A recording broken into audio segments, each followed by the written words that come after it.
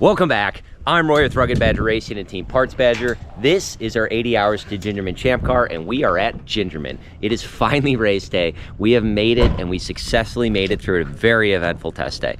We had Miller getting his first track time ever in the Lotus. That got a little eventful. We also had Nick getting a lot of drive time in the Miata. It's his first time in a rear-wheel drive platform. This is his... Maybe he's got 4 hours of track time total in his life. He does demo derbies, so I'm a little concerned about that, but hopefully we'll be all right. So let's kick off our morning here, and hopefully we have a great race. If you wait for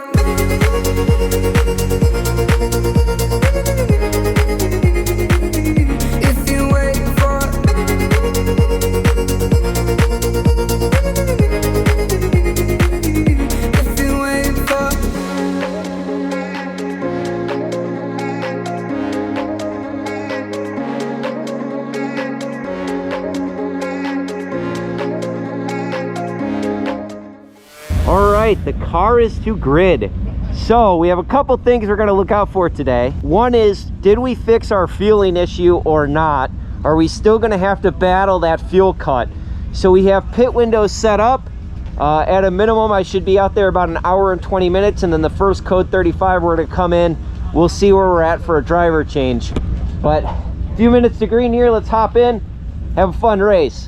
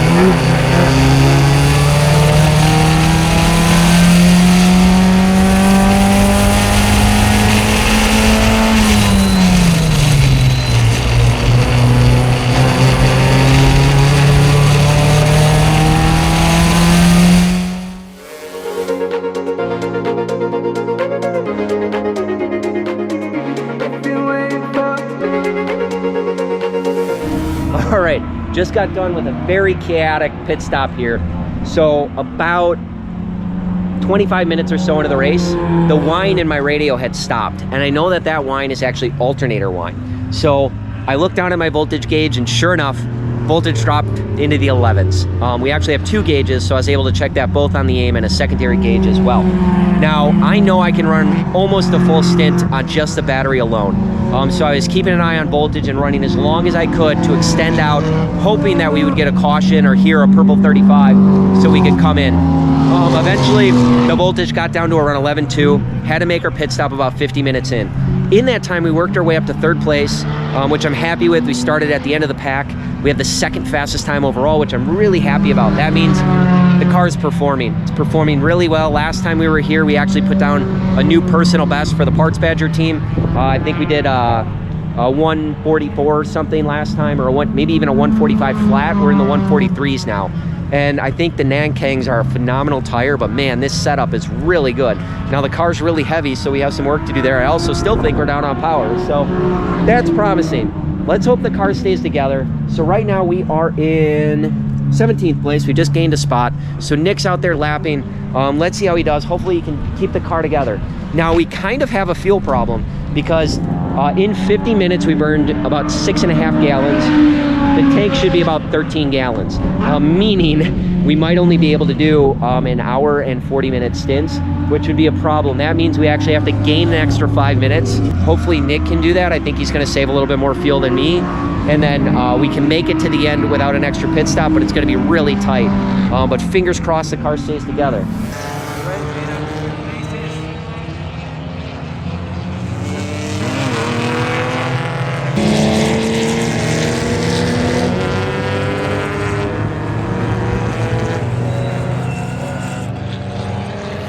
All right, so looked up AutoZone, which they are a series sponsor.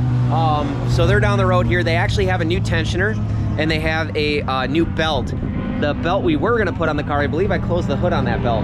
The other belt is in, but in case we lose that one and throw the other one again and this tensioner falls, hopefully we have a backup. So he's gonna run out, grab that. Hopefully we can get him grab some food as well.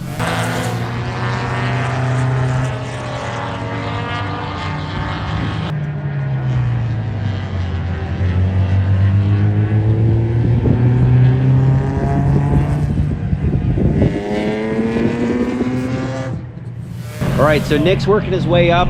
We are about 40 minutes into his stint so far, and cars are starting to cycle through. We are back up to, let's see here. Oh, we're up to 10th place, all right. Yeah, and I'd imagine from the 2-hour mark, we got another 10 minutes, and we're gonna be bumping back up there, getting our spots back. All right, we're a little over an hour in. The teams are completing their pit stops now for the last of this particular stint.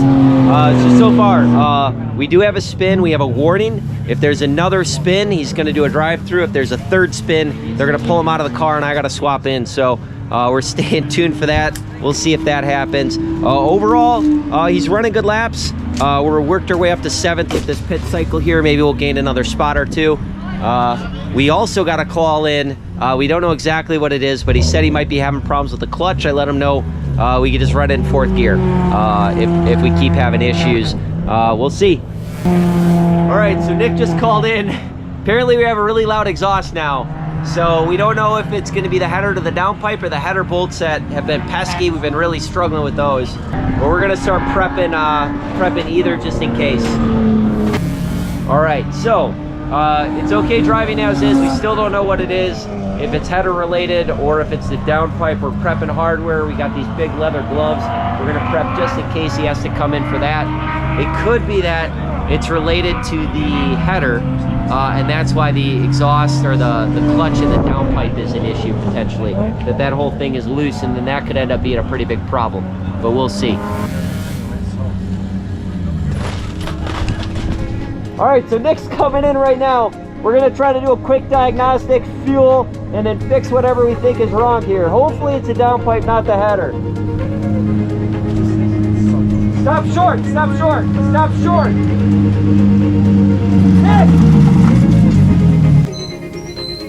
If you wait for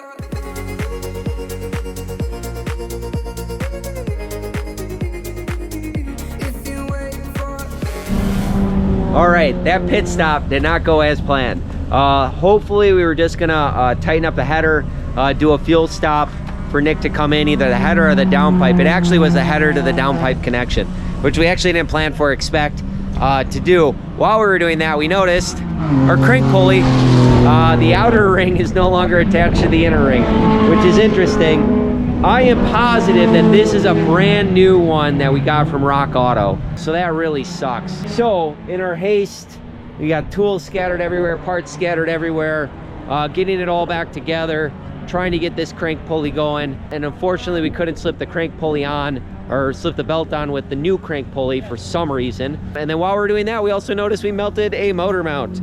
So our motor mount in there is now completely melted and all about the underside of the car. So we're gonna call that for the day.